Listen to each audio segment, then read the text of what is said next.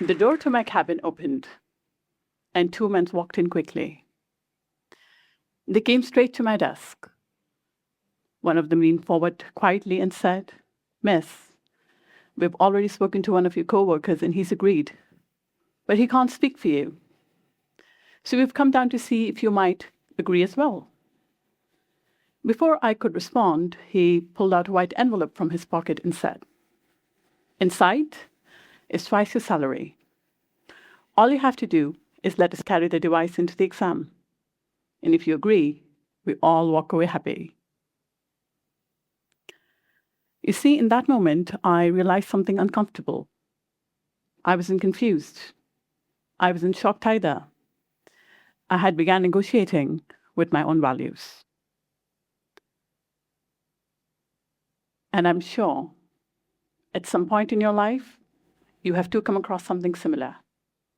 Not always a white envelope, but a quiet moment in which a small justification offered, a subtle compromise made, the exact moment where morality begins to slip away. Here's what makes it disturbing. Research in neuroscience and evolutionary biology shows morality is embedded in us. Morality isn't just learned. It isn't just religious. It's biological, social, rational. So if morality is natural to us, why does it feel like it's fading away? It is because something has shifted. We have begun confusing what is legal with what is right. And here's a twist. Morality wasn't simply handed down just by religion. It grew from reasoning and reflection, from our ability to ask, should I, and not just, can I? But slowly that question has changed. You see, modern institutions reward performance. Everything that's get rewarded gets repeated. Often we think luxury is a personal flaw.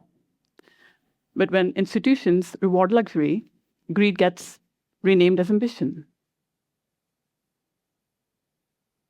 In the digital world, visibility becomes power. And when visibility gets rewarded, social vanity becomes masqueraded as confidence. When materialism justifies success, it starts spreading into society. Hustle culture glorifies constant productivity, constantly. Exhaustion then gets mistaken for dedication, and burnout is worn as a badge of honor. And when power sits above principle, moral indifference and injustice start spreading in society as the new norm. And the moment we start confusing our self-worth with perfectionism, self-doubt starts to creep in and starts to rise. You see, these patterns are not accidental, nor are they entirely natural. They are produced and normalized through reinforcement. It begins with a shift in values. Instrumental, agenda-driven values slowly start replacing human values. And this begins by the rules created, the policies carefully designed, the incentives offered. Over time, the stories we tell ourselves, the justifications we offer, reshape what we believe is acceptable. And when something gets accepted, it becomes normal.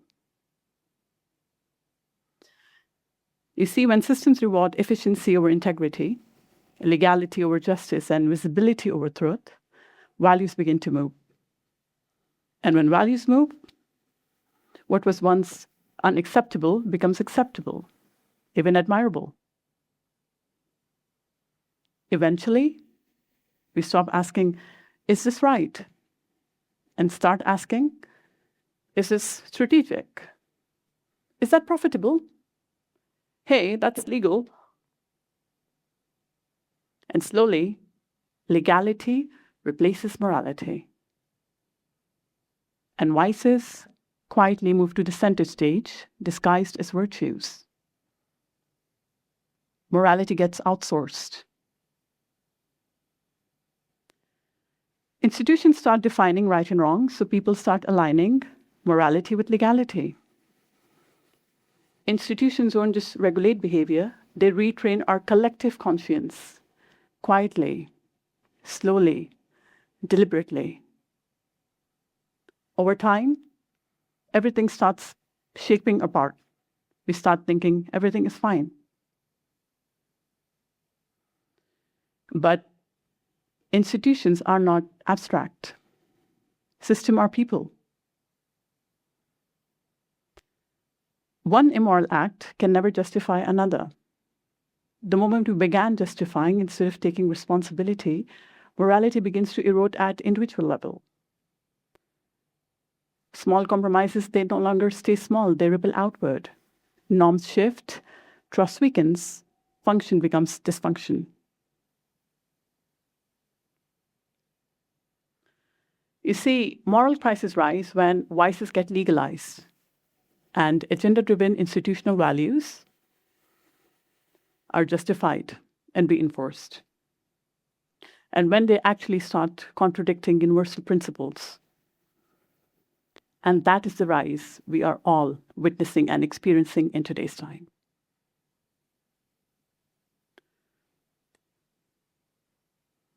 The crisis of our time is not a crisis of intelligence. We are well aware. It's a crisis of responsibility. Centuries ago, Umar ibn al-Khattab gave a warning that feels urgent today. Hold yourself accountable before you are held accountable. Where everyone demands justice, yet only few accept accountability. We often say, they did this first. This is how the industry works. If I don't do it, someone else will. Hey, it's legal, it's all right. Immanuel Kant proposed a simple test. What if everyone started justifying their behaviors the way they do? Would society still function?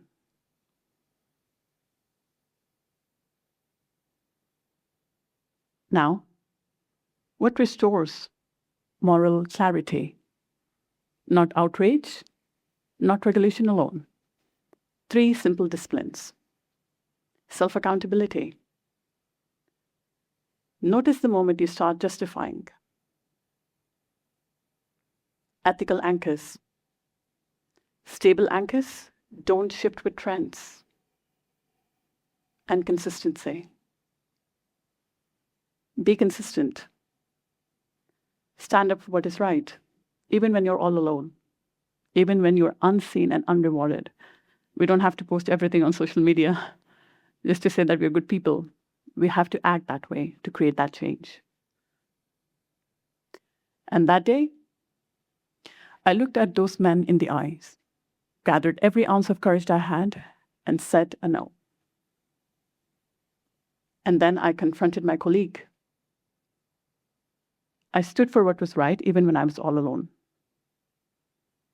and prepared myself for all that I was going to face next in that system. Not because I'm extraordinary, but because I understood something.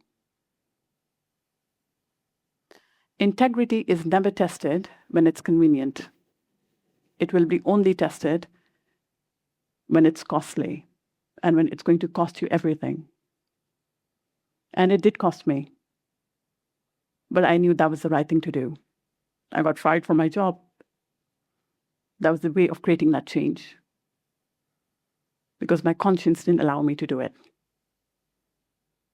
And that's how you break a pattern in the society without justifying wrong things. And as humans, I feel we all stumble, we all rationalize things, we all get hesitant. But systems don't corrupt themselves. People do. And now, the question is yours. When your moment comes, will you negotiate? or will you stand your ground? Thank you.